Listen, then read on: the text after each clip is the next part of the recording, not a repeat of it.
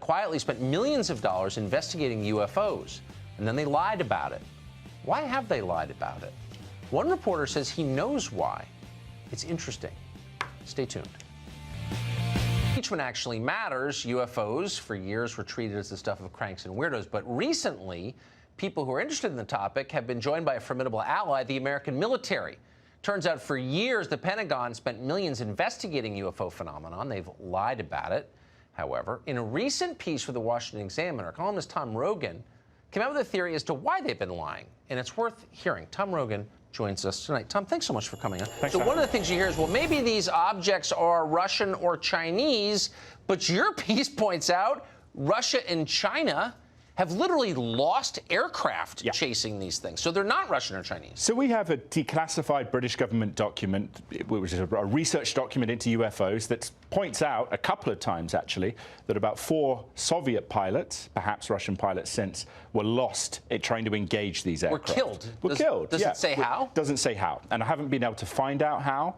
I did hear from someone, though, engaged was an appropriate term to use, so that they were trying to shoot these things down, was the implication. Okay, so if Russia, China, and the U.S. have all had this experience, then these are not. These are not. And I think that's a pretty clear assessment on the part of the military. These are not made by human beings. No. Well, yeah, I think that's a fair assessment based on the capabilities, especially with some of the aircraft that the Navy have seen in recent years are manifesting, right? That you have things that are going hundreds of knots under the water, anti-gravity, instantaneous hypersonic acceleration, that you have basically capability performance without jet propulsion. Right.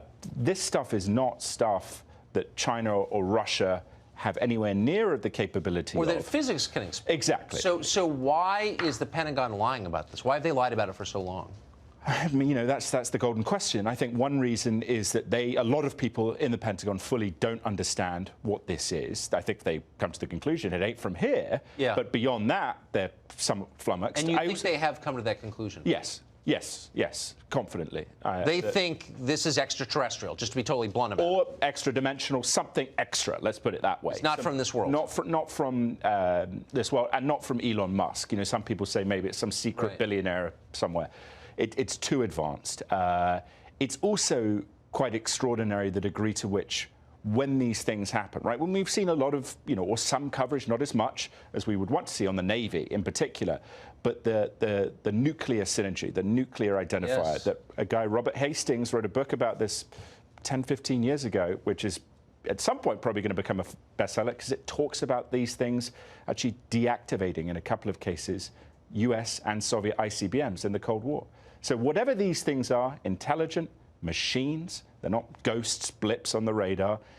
Also their ability to move, both through space, air, and hundreds of knots underwater in terms of friction. Nothing can go hundreds of knots. I mean, the whole thing is... So we're out of time, unfortunately. We should have led the show with this. We should be leading the show with this tomorrow, and so should every other newscast. Well, it's great you're covering it. It's great you're covering it. No one else does. Covering it more.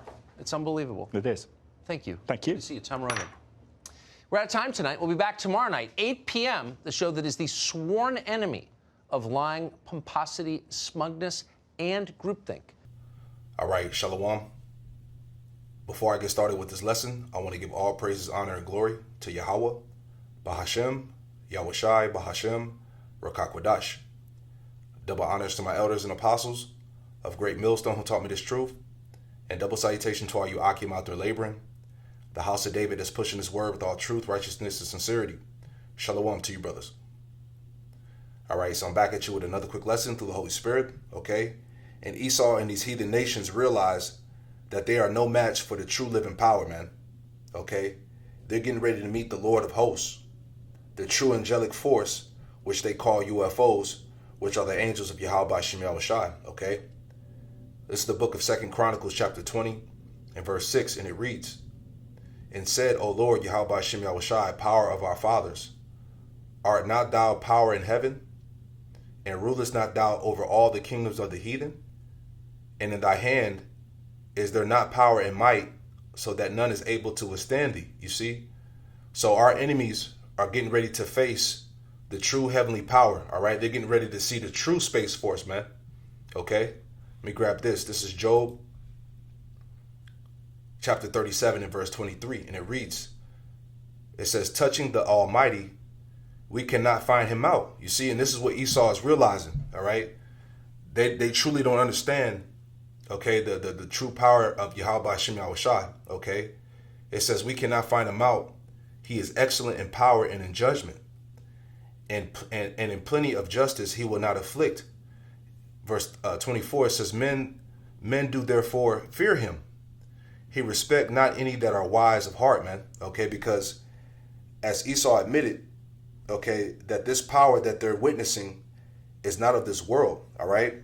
And these military pilots have died trying to engage with the chariots, man, okay? Which is proof that these nations' militaries are completely finished, man, because when the Lord comes on the scene, all right, that's it, man.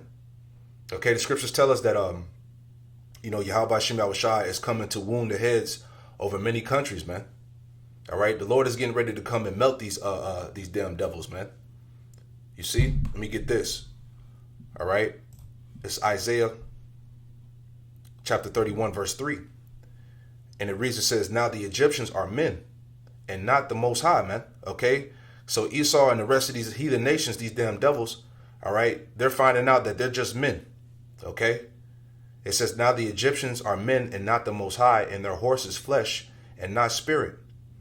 When the Lord Yahweh Shem Yahushai shall stretch out his hand, both he that helpeth shall fall, and he that is hoping shall fall down, and they shall fail together, man. All right, so the bottom line is that these nations, all right, and their militaries are no match for the Heavenly Father and his angels, man. Okay, they know that their destruction is inevitable, man. Okay, this is it. You see that?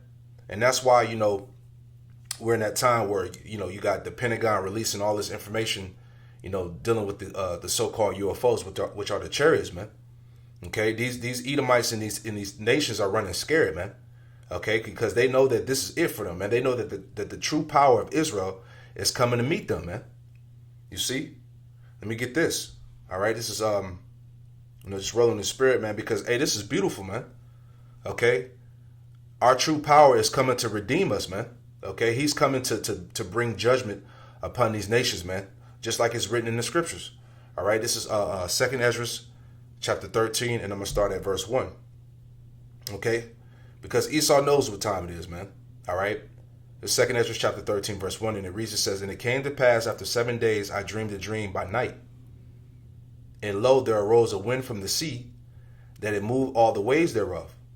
Okay, and it's actually talking about the firmament in the skies. All right, it says, verse 3, it says, and I beheld, and lo, that man waxed strong with the thousands of heaven. All right, and that man is Yahweh Shai, man. It said he waxed strong with the thousands of heaven, going into the chariots, man, the angels. Okay, and when he turned his countenance to look, all the things trembled that were seen under him.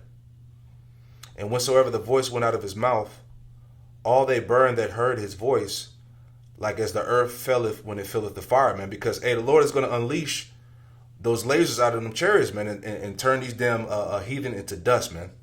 Okay, he's going to completely destroy them. All right. Verse 5, it says, and after this I beheld, and lo, there was gathered together a multitude of men out of number from the four winds of heaven to subdue the man that came out of the sea. But I beheld, and lo, he had graved himself a great mountain and flew upon it. All right, so Ezra had the vision of seeing that gigantic fathership, man, in the skies, man. All right, and he likened it unto a great mountain, man.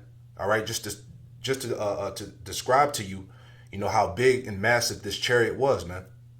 Okay, it said he graved himself a great mountain and flew upon it. Verse 7, it says, but I would not seen the region or place whereout the hill was graven, and I could not. And after this I beheld, and lo, all they were gathered together to subdue him were sore afraid, and yet there's fight, man. All right, and that's happening now, man, due to this, you had Donald Trump create the Space Force, man, because, hey, these devils are actually preparing to fight against Yahweh Shem Yahushai and his angels, man. All right, and as you saw in this clip, man, these devils are scared, man. Okay, because they truly don't understand the true power that they're dealing with, man. Okay, they admitted that this force is not of this world, man. Okay? They know what's getting ready to happen. All right? Verse 9, it says, and lo, as he saw the violence of the multitude that came, he neither lifted up his hand, nor held sword, nor any instrument of war. But I only saw that he sent out of his mouth, as it had been a blast of fire, and out of his lips flaming breath, and out of his tongue he cast out sparks and tempests, man. Going into this concentrated energy that's going to come out of these chariots, man. Those laser beams, man. You see? Verse 11, it says, and they were all mixed together. The blast of fire, the flaming breath, the great tempest, and fell with violence upon the multitude which was prepared to fight, and burned them up every one, so that upon a sudden of an innumerable multitude nothing was to be perceived, but only dust and the smell of smoke. When I saw this, I was afraid, man, because the Lord is going to appear right in the midst of World War III, man. Okay, these nations are going to come together and try to fight against Yahweh Shem Yahushua, man. Okay, as it tells you what in Revelation chapter 12 that there was war in heaven, man. You see, verse 12, it says, and after I saw the man come down from the mountain and call unto him a peaceable multitude. Okay, and it says, and there came much people unto him, which some were glad, some were sorry, and some of them were bound, and other brought of them were offered. And then I was sick through great fear, and I awakened and said, thou hast showed thy servant these wonders from the beginning, and hast counted me worthy that thou shouldest receive my prayer, man. Okay, because this was a fearful sight that Ezra saw, man. You see, to see the Lord come in this massive chariot and burn these people to dust, man. You see, so this is heavy, man. Let me jump down. This is verse I'm gonna jump down to verse 31. Okay, matter of fact, I started verse 30, and it says, and he shall come to the astonishment of them that dwell on the earth. All right, because people are going to be astonished, man. Okay, they're going to be caught off guard when Yahweh Shem Yahushua breaks these heavens and comes in and with these chariots, man. Okay, when he comes in with the host of angels, man. All right, verse 31, the point, it says, and one shall undertake to fight against another, one city against another, and one place against another, one people against another, and one realm against another, man. All right, so Esau and these heathens and the rest of these devils, all right, are getting ready to be met with the angelic force, man. Okay, it said one realm against another, man.